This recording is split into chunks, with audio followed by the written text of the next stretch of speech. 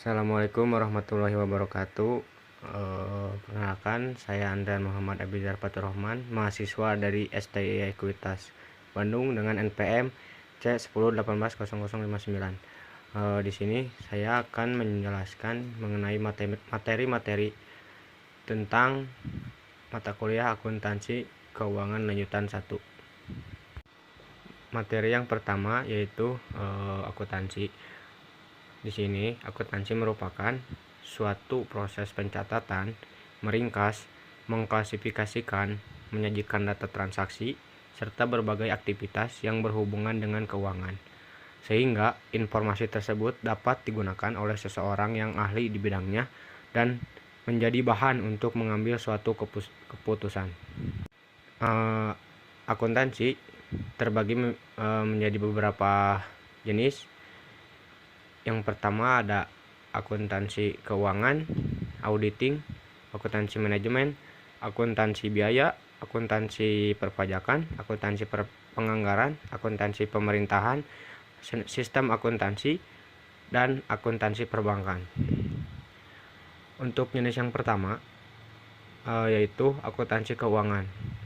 Akuntansi keuangan adalah bidang akuntansi yang memiliki kegiatan seperti mencatat semua kegiatan finansial yang berkaitan dengan akuntansi atau yang sudah dikhususkan untuk memproses pencatatan ekonomi secara keseluruhan seperti pencatatan transaksi keuangan hingga penyajian data yang sudah menjadi bentuk laporan keuangan perusahaan. Yang kedua yaitu akuntansi pemeriksaan atau auditing. Auditing merupakan bidang akuntansi yang memiliki tugas untuk melaksanakan kegiatan pemeriksaan dari hasil yang telah dicatat dan laporan keuangan dari suatu badan. Laporan bisa dari perusahaan dan bisa juga dari pemerintahan. Akuntansi pemeriksaan ini adalah bidang yang berhubungan langsung dengan bagian audit secara bebas untuk mendapatkan informasi akuntansi yang akan disajikan nanti sehingga informasi akuntansi tersebut bisa disajikan dan dapat dipercaya tetapi juga memiliki tujuan yang lain seperti taat terhadap kebijakan yang ada, mematuhi prosedur, dan penilaian efisiensi serta efektivitas dari suatu kegiatan. Yang ketiga yaitu akuntansi manajemen. Akuntansi manajemen adalah salah satu bidang akuntansi yang memiliki tujuan untuk memberikan suatu informasi yang berkaitan kepada manajemen dalam menjalankan suatu usahanya. Banyak hal yang terdapat dalam akuntansi biaya, yang semua data-datanya bisa dimanfaatkan oleh akuntansi manajemen. Akuntansi dan akuntansi manajemen memang berbeda dalam pencapaian suatu tujuan, tetapi dalam melakukan pelaksanaannya bisa dilakukan dengan cara bersamaan. Selanjutnya, akuntansi biaya. Akuntansi biaya adalah salah satu bidang akuntansi yang memiliki tugas untuk mencatat serta menghitung dan menganalisis dari suatu data yang berada pada perusahaan industri yang dalam usahanya menentukan berapa besar dari harga pokok produksi dari suatu barang atau dari suatu produk. Yang selanjutnya yaitu akuntansi perpajakan. Akuntansi perpajakan ini adalah bagian yang akan mempersiapkan data yang akan digunakan untuk perhitungan pajak suatu perusahaan. Salah satu bidang akuntansi yang akan menekankan pada suatu masalah pajak yang wajib dibayar oleh perusahaan atau yang akan dibayar oleh perseorangan kepada pemerintah. Selanjutnya ada akuntansi penganggaran. Akuntansi penganggaran adalah bidang dari akuntansi yang akan melakukan suatu kegiatan dengan cara menyusun suatu anggaran baik dari anggaran pendapatan maupun anggaran dari biaya dasar. Penganggaran ini juga memiliki pedoman, yaitu standar dari suatu badan. Anggaran merupakan salah satu pedoman bagi perusahaan, perorangan, maupun pemerintahan dalam melakukan sesuatu kegiatan yang finansialnya berada di masa yang akan datang. Selanjutnya, akuntansi pemerintahan. Akuntansi pemerintahan adalah salah satu bidang akuntansi yang digunakan untuk menerapkan di lembaga pemerintahan. Akuntansi pemerintahan ini memiliki tujuan untuk menyajikan suatu laporan keuangan, pengendalian, serta memberikan pengawasan keuangan pemerintahan atau keuangan negara. Akuntansi pemerintahan ini diharapkan untuk bisa mengatur suatu administrasi keuangan negara atau keuangan pemerintah dengan sebaik mungkin. Dalam bidang ini hanya dikhususkan dari dalam melakukan pencatatan dan memberikan pelaporan suatu transaksi-transaksi yang terjadi di badan pemerintahan atau negara. Selanjutnya ada sistem akuntansi. Sistem akuntansi ini adalah suatu bidang akuntansi yang bertugas melaksanakan suatu kegiatan dengan merencanakan terlebih dahulu cara untuk melakukan pencatatan akuntansi agar aman, efektif, dan efisien, yang dimulai dari mengorganisir suatu dokumen, formulir-formulir yang ada, dan juga menyusun suatu prosedur pencatatannya. Yang terakhir yaitu akuntansi perbankan. Fungsi dari akuntansi sendiri yaitu yang pertama ada merekam catatan transaksi. Fungsi yang pertama ini yaitu secara sistematis dan kronologis akuntansi yaitu merekam catatan transaksi yang fungsi utama dari akuntansi tersebut. Merekam catatan transaksi ini kemudian dikirim ke account ledger sampai akhirnya menyiapkan akun akhir untuk mengetahui profit dan loss atau laba dan rugi dari bisnis pada akhir periode akuntansi. Fungsi yang kedua yaitu melindungi properti dan aset. Maksudnya, fungsi akuntansi yaitu untuk menghitung jumlah penyusutan aset sebenarnya dengan menggunakan metode yang tepat dan berlaku untuk aset tertentu. Semua disiapi tidak sah dari aset akan mengakibatkan sebuah bisnis mengalami kebangkrutan. Itulah sebabnya sistem akuntansi dirancang untuk melindungi properti dan aset bisnis dari pemakaian yang tak sah.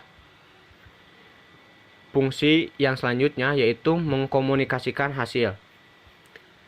Maksudnya, fungsi akuntansi tersebut untuk mengkomunikasikan hasil dan transaksi yang dicatat ke semua pihak yang tertarik pada bisnis tertentu, misalnya investor, kreditor, karyawan, kantor pemerintahan, peneliti, dan instansi lainnya. Fungsi yang selanjutnya yaitu perancangan dan pengembangan sistem. Fungsi akuntansi ini berhubungan dengan perancangan dan pengembangan sistem, misalnya sistem untuk memastikan catatan dan pelaporan hasil selalu memenuhi persyaratan hukum. Sistem ini nantinya diperlukan untuk mengaktifkan kepemilikan atau wewenang untuk mengajukan berbagai pernyataan seperti pengembalian penjualan, pajak, pengembalian pendapatan pajak, dan lain sebagainya. Fungsi yang selanjutnya yaitu mengklasifikasikan. Jadi, fungsi akuntansi yang selanjutnya yaitu sebagai klasifikasi terkait dengan analisis sistematis dari semua data yang tercatat. Dengan adanya klasifikasi tersebut akan memudahkan dalam pengelompokan jenis transaksi atau entry. Fungsi selanjutnya yaitu membuat ringkasan. Maksudnya, aktivitas meringkas ini melibatkan penyajian data rahasia dengan penyampaian yang bisa dimengerti dan berguna bagi internal maupun eksternal pengguna akhir dari laporan akuntansi tersebut. Fungsi selanjutnya yaitu analisis dan menafsirkan. Jadi fungsi akuntansi yang terakhir adalah melakukan analisis dan menafsirkan data keuangan. Data keuangan yang sudah melalui proses analisis kemudian diinterpretasikan dengan cara yang mudah dimengerti sehingga dapat membantu dalam membuat penilaian mengenai keuangan dan profitabilitas operasional bisnis. Selanjutnya, ada siklus akuntansi. Siklus akuntansi merupakan serangkaian proses dalam menyusun sebuah laporan finansial atau laporan keuangan perusahaan yang dapat diterima dan dipertanggungjawabkan. Dalam siklus akuntansi ini terdapat beberapa jenis. Yang pertama ada jurnal umum. Jurnal umum merupakan jurnal standar yang dibentuk secara umum yang berupa catatan akuntansi permanen. Yang pertama setelah bukti transaksi dan digunakan untuk mencatat transaksi keuangan perusahaan secara kronologis. Yang kedua, ada jurnal penyesuaian. Jurnal penyesuaian merupakan jurnal yang dibuat pada akhir periode untuk mengalokasikan pendapatan maupun pengeluaran untuk suatu periode akuntansi untuk perubahan saldo di dalam akun yang nantinya akan menghasilkan saldo yang sebenarnya. Selanjutnya ada jurnal penutup. Jurnal penutup merupakan jurnal yang dibuat pada akhir periode akuntansi untuk menutup akun-akun nominal sementara. Selanjutnya ada jurnal pembalik. Jurnal pembalik merupakan jurnal yang dibuat untuk membalik beberapa jurnal penyesuaian tertentu yang sudah disusun pada periode sebelumnya. Lalu buku besar pembantu. Buku besar pembantu ini ialah buku besar yang digunakan untuk mencatat akun tertentu serta perubahan-perubahannya secara lebih rinci. Lalu yang terakhir, ada buku besar umum. Buku besar umum ini merupakan catatan transaksi keuangan berupa perkiraan pada suatu periode tertentu yang gunanya mengikhtisarkan pengaruh transaksi terhadap perubahan aktiva, kewajiban, dan modal. Materi selanjutnya yaitu mengenai laporan keuangan.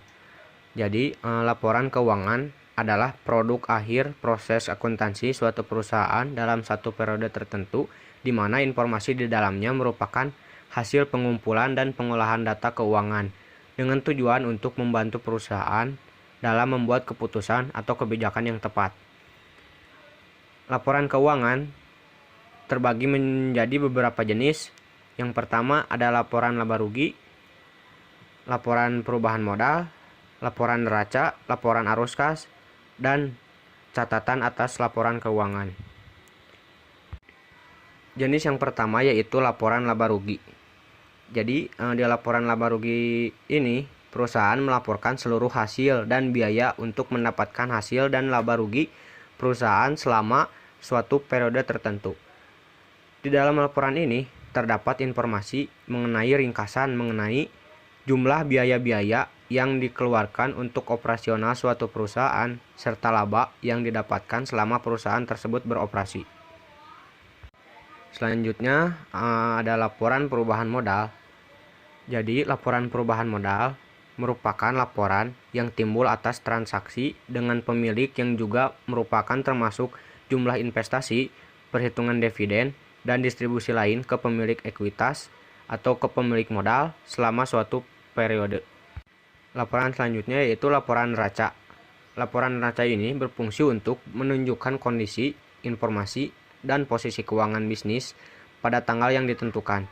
Dengan menyusun laporan neraca, perusahaan bisa mengetahui data tentang jumlah aktiva berupa harta atau aset, kewajiban berupa hutang, dan ekuitas atau modal perusahaan. Neraca terdiri dari 3 unsur yaitu aset, liabilitas, dan ekuitas atau modal. Selanjutnya yaitu laporan arus kas. Jadi laporan arus kas digunakan perusahaan untuk menunjukkan aliran masuk dan aliran keluar kas perusahaan pada periode tertentu. Lebih dari itu, laporan arus kas juga dapat berfungsi sebagai indikator jumlah arus kas di masa mendatang berdasarkan data arus kas terkini. Laporan jenis ini jugalah yang menjadi alat pertanggungjawaban arus kas masuk dan arus kas keluar selama periode pelaporan. Laporan yang terakhir yaitu catatan atas laporan keuangan. Manfaat dari catatan atas laporan keuangan yang pertama yaitu memberikan penjelasan atau perincian dari pos yang disajikan dalam laporan keuangan. Selain itu pun, manfaat lainnya yaitu memberikan informasi tentang pos yang tidak memenuhi kriteria pengakuan dalam laporan keuangan sebuah perusahaan. Selanjutnya, saya akan menjelaskan tentang hubungan antar laporan keuangan.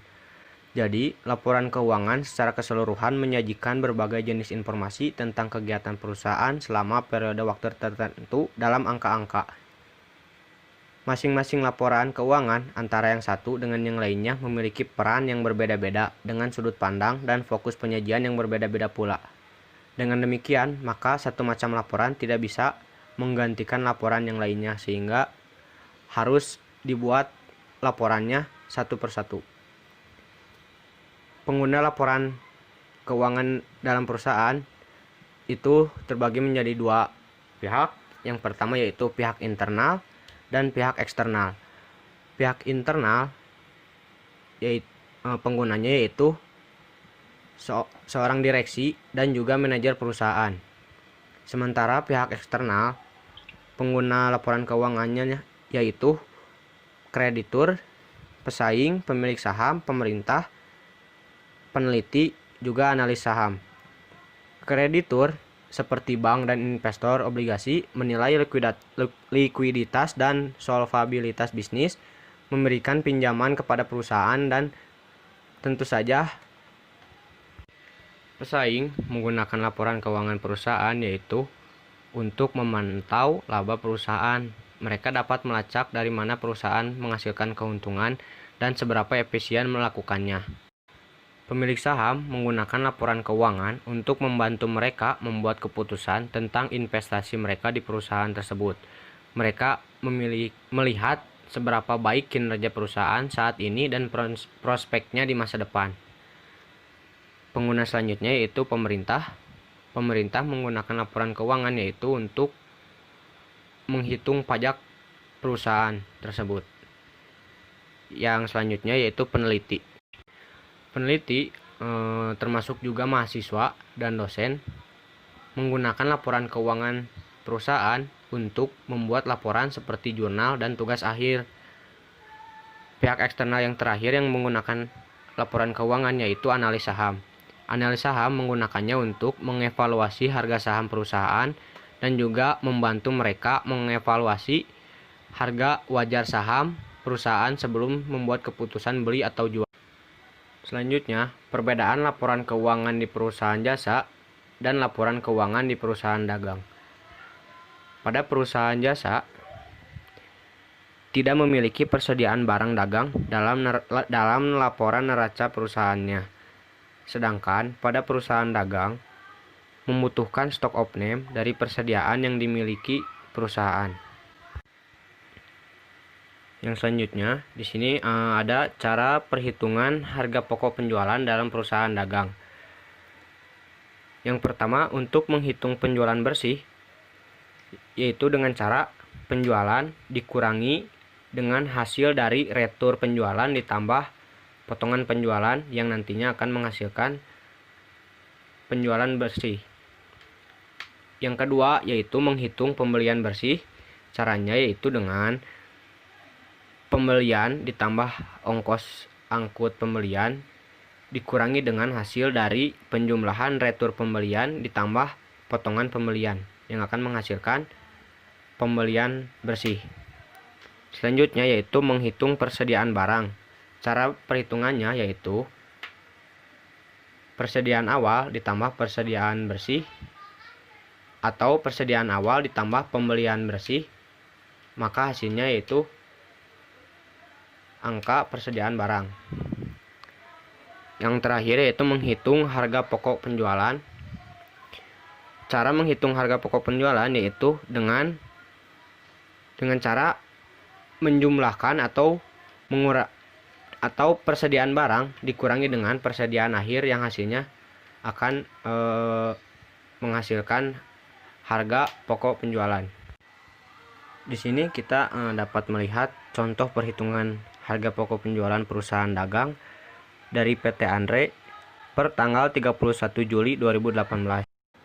Standar akuntansi merupakan pedoman umum penyusunan laporan keuangan yang merupakan pernyataan resmi tentang masalah akuntansi yang dikeluarkan oleh badan yang berwenang dan berlaku dalam lingkungan tertentu. Biasanya berisi tentang definisi, pengukuran atau penilaian, pengakuan, dan pengungkapan elemen laporan keuangan. Dalam standar akuntansi terdapat 4 pilar di Indonesia. Yang pertama ada PSAK IFRS. PSAK IFRS digunakan untuk badan atau bisnis yang memiliki akuntabilitas publik, yaitu badan yang terdaftar atau masih dalam proses pendaftaran di pasar modal seperti perusahaan publik, asuransi, perbankan, BUMN, atau perusahaan dana pensiun. Pilar yang selanjutnya yaitu SAK etap. SAK etap yaitu standar akuntansi keuangan untuk entitas tanpa akuntansi publik digunakan untuk entitas yang akuntabilitasnya tidak signifikan dan laporan keuangannya hanya untuk tujuan umum bagi pengguna eksternal. SAK etap merupakan hasil penyederhanaan standar akuntansi IFRS yang meliputi tidak adanya laporan laba rugi komprehensif, penilaian untuk aset tetap, aset tidak berwujud, dan properti investasi setelah tanggal perolehan hanya menggunakan harga perolehan. Tidak ada pilihan menggunakan nilai revaluasi atau nilai wajar, serta tidak adanya pengakuan liabilitas dan aset pajak tangguhan karena beban pajak diakui sebesar jumlah pajak menurut ketentuan pajak. SAK etap ini biasanya digunakan oleh para pelaku UKM. Jenis standar akuntansi yang selanjutnya yaitu PSAK Syariah. PSAK Syariah merupakan pedoman yang dapat digunakan untuk lembaga-lembaga kebijakan syariah seperti bank syariah, pegadaian syariah, badan zakat, dan lain sebagainya. Pengembangan standar akuntansi ini dibuat berdasarkan acuan dari fatwa yang dikeluarkan oleh Majelis Ulama Indonesia. Standar ini terdiri atas kerangka konseptual, penyusunan dan pengungkapan laporan, standar penyajian laporan keuangan, dan standar khusus transaksi syariah seperti mudharabah, murabahah, salam, ijaroh, dan istisna. Standar akuntansi selanjutnya yaitu SAP atau Standar Akuntansi Pemerintahan. SAP ini dibuat untuk menjamin transparansi, partisipasi, dan akuntabilitas pengelolaan keuangan negara demi terwujudnya pemerintahan yang baik dan bersih. Pada standar SAK dan PSAK terdapat beberapa perbedaan, di antara lain PSAK menjelaskan penyajian wajar dari laporan keuangan dan pengertian laporan keuangan yang lengkap, sedangkan penyajian laporan keuangan dalam SAK etap jauh lebih ringkas. Perbedaan yang selanjutnya yaitu pada PSAK tidak adanya pemisahan pengungkapan untuk entitas yang berbentuk PT atau perseroan terbatas dan bukan PT atau bukan perseroan terbatas, sedangkan SAK memisahkan pengungkapan yang diperlukan untuk entitas yang berbentuk perseroan terbatas dan yang bukan berbentuk perseroan terbatas. Perbedaan yang selanjutnya pada SAK dan PSAK yaitu pada laporan laba rugi PSAK menggunakan istilah penghasilan komprehensif lain, sedangkan pada SAK tidak menggunakan istilah penghasilan komprehensif lain. Perbedaan yang terakhir yaitu dalam aset tidak berwujud PSAK mengatur pengeluaran internal tertentu seperti biaya pengembangan setelah tercapai economic viability dapat dikapitalisasi sebagai aset tidak berwujud, sementara SAK mengatur entitas harus mengakui pengeluaran internal yang terjadi atas aset tidak berwujud sebagai beban saat terjadinya, kecuali pengeluaran tersebut memenuhi kriteria sebagai biaya perolehan atas aset lain. Selanjutnya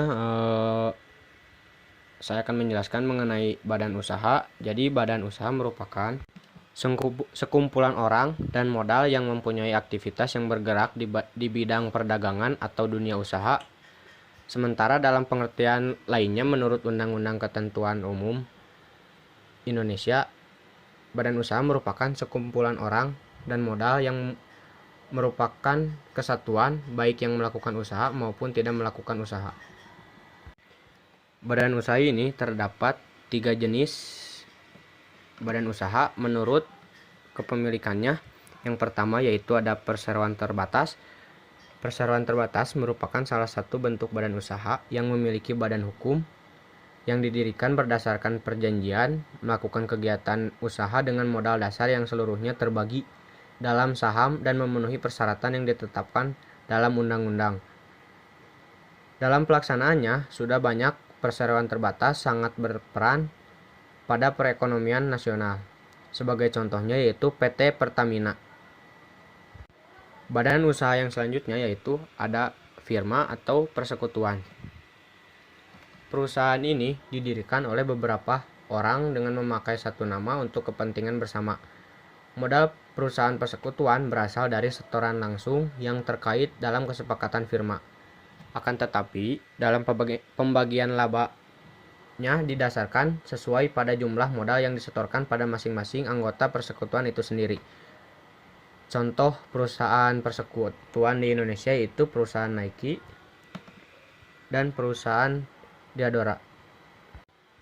Jenis badan usaha yang terakhir yaitu perusahaan perseroan. Perusahaan perseroan merupakan perusahaan yang dimiliki, dikelola, dan manajemen ditangani langsung secara perseorangan. Dan segala bentuk tanggung jawab dan resikonya pasti akan ditanggung secara pribadi sehingga biasanya modal yang dibutuhkan tidak begitu besar. Perusahaan ini menghasilkan keuntungan yang penuh dan dikuasai oleh perseorangan. Namun ada keterbatasan pengembangan usaha karena tergantung dari kemampuan pemilik perusahaan. Dalam pembentukan badan usaha terdapat beberapa proses, antara lain yang pertama yaitu pengecekan dan pendaftaran nama perseroan. Yang kedua, pembuatan akta pendirian badan usaha. Lalu pembuatan surat keterangan domisili perusahaan yang akan dibentuk. Proses selanjutnya yaitu membuat NPWP atau nomor pokok wajib pajak. Setelah itu, membuat pengesahan Menteri Kehakiman dan HAM Republik Indonesia. Proses selanjutnya yaitu melakukan pengajuan pembuatan situ atau pembuatan surat izin tempat usaha. Setelah pembuatan situ, lalu melakukan pengajuan pembuatan SIUP atau surat izin usaha perdagangan. Proses yang terakhir dalam pembentukan badan usaha yaitu pembuatan TDP atau tanda daftar perusahaan. Dalam perusahaan sudah tidak asing lagi bila perusahaan ada yang dilikuidasi. Jadi, likuidasi perusahaan adalah suatu proses penyelesaian seluruh aset dan kewajiban sebagai akibat pembubaran suatu perusahaan oleh para likuidator. Proses likuidasi termasuk juga menyelesaikan penjualan harta perusahaan, penagihan hutang, pelunasan hutang, dan juga penyelesaian sisa harta pemilik perusahaan. Likuidasi terbagi menjadi dua. Yang pertama yaitu likuidasi sekaligus. Yang dimaksud dengan likuidasi sekaligus ini yaitu proses likuidasi di mana seluruh aset dikonversikan menjadi kas. Pembayaran kewajiban kepada kreditor dilakukan secara sekaligus dalam kurun waktu tidak lebih dari 30 hari. Yang kedua yaitu ada likuidasi bertahap di mana proses likuidasinya dilakukan secara bertahap dalam kurun waktu lebih dari 30 hari. Penyebab perusahaan dilikuidasi yaitu ada 4 alasan. Yang pertama atau ada 4 penyebab. Yang pertama yaitu perusahaan sudah tidak menghasilkan keuntungan. Keputusan ini biasanya diambil dalam rapat umum pemegang saham yang biasanya digelar minimal sekali atau ketika dalam situasi yang genting membutuhkan keputusan yang fundamental. Dari sinilah biasanya nasib perusahaan ditentukan oleh para pemegang saham, apakah perusahaan masih dapat diselamatkan atau tidak. Penyebab yang kedua yaitu utang perusahaan sudah tidak bisa dibayar. Sebuah perusahaan memerlukan dana untuk menjalankan operasional. Oleh karena itu, jika mereka tidak dapat memenuhi target penjualan, maka otomatis perusahaan akan berhutang untuk menambal dana tersebut. Dan apabila tidak terbayar, maka perusahaan akan dinyatakan bangkrut oleh pengadilan dan wajib dilikuidasi untuk membayar utang-utang yang mereka miliki. Penyebab yang ketiga yaitu dicabutnya izin usaha perusahaan. Hal ini dapat terjadi apabila perusahaan sudah menjalankan bisnisnya dengan cukup lama namun ternyata tidak memiliki izin usaha yang sah. Maka dengan itu, pengadilan memiliki kewenangan untuk membubarkan perusahaan tersebut karena dianggap merugikan dan tidak mematuhi hukum yang diberlakukan. Penyebab yang terakhir yaitu putusan pengadilan. Pengadilan dapat menetapkan apakah sebuah perusahaan mengalami kepailitan atau tidak. Sebuah perusahaan dianggap bangkrut atau pailit jika tidak dapat membayar semua kewajiban perusahaan. Pengadilan juga berhak untuk melakukan pelelangan aset perusahaan yang digunakan untuk menutupi semua utang-utang yang dimiliki perusahaan tersebut. Tahap-tahap dalam proses likuidasi perusahaan. Tahapan yang pertama yaitu pengumuman secara umum di surat kabar nasional. Tahapan yang kedua yaitu mendaftarkan pembubaran perusahaan. Tahapan yang ketiga yaitu melaporkan hasil likuidasi perusahaan. Tahapan yang keempat melaporkan hasil setelah likuidasi. Tahapan yang kelima yaitu dihapus secara hukum. Dan tahapan yang terakhir adalah Kemenkumham mencatat akhir dari status hukum perusahaan yang dilikuidasi. Selanjutnya akan membahas mengenai pelaporan segmen. Jadi, pelaporan segmen merupakan pelaporan informasi keuangan menurut segmen operasi yang dijalankan oleh suatu perusahaan. Informasi segmen ini bisa disajikan di dalam batang tubuh laporan keuangan sebagai catatan atas laporan keuangan atau di dalam skedul terpisah yang merupakan bagian integral dari laporan keuangan perusahaan. Menurut PSAK 5, pelaporan segmen terbagi menjadi dua, yaitu segmen geografis dan segmen usaha. Segmen geografis yaitu komponen perusahaan yang dapat dibedakan dalam menghasilkan produk atau jasa pada lingkungan ekonomi tertentu, misalnya segmen Jawa Barat, segmen Jawa Timur, dan segmen-segmen daerah lainnya. Yang kedua ada segmen usaha. Segmen usaha merupakan komponen perusahaan yang dapat dibedakan dalam menghasilkan produk atau jasa. Contohnya segmen makanan, segmen minuman, dan segmen lainnya. Selanjutnya, dasar segmentasi. Segmen usaha dapat dilaporkan jika melewati batas materialitas.